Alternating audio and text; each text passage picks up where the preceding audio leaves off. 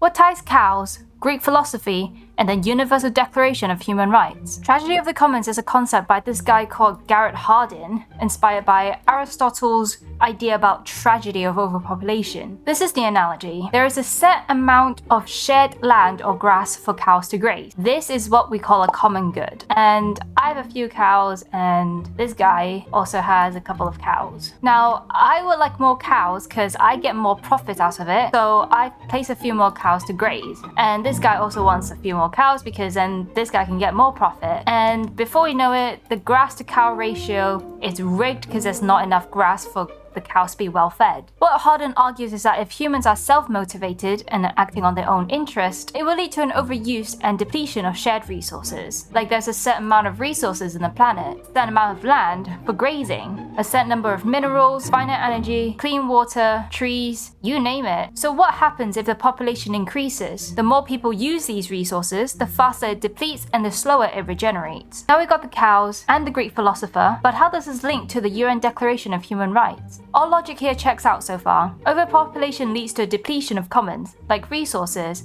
and also an increase of negative commons, like pollution. A growing species in a finite world. How could this concept possibly go wrong? Going back to the cow example, this guy's solution to the problem is privatization and government regulation. Imagine capping the number of people being born. Instead of getting the right to decide the number of your offspring in your family, the state decides for you. Imagine like the state knocking on your door, deciding on how many children you're allowed to have.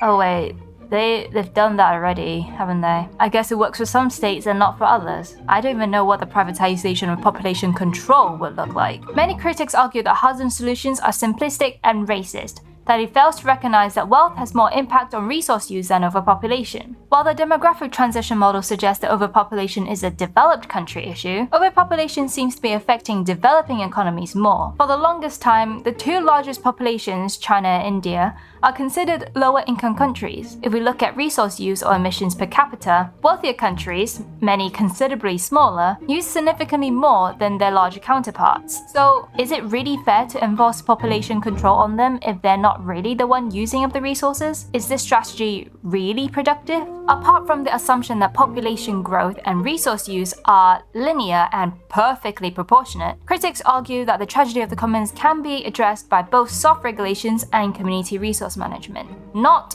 everyone or groups are driven by self-interest. Some people recognize the value of the land and their environment. More specifically, economists like Elinor Ostrom formed the concept of community management practices, where the community sets out their boundaries in managing shared common goods. Tragedy of the Commons teaches us that we have a direct impact on our resource use. But despite what my guy Garrett thinks, our existence alone isn't the cause of the tragedy. No, our tragedy might be caused by reducing humans to cows. So next time someone says you're the problem, remember, you're not a cow, unless you are. But then, should you really be beefing with someone?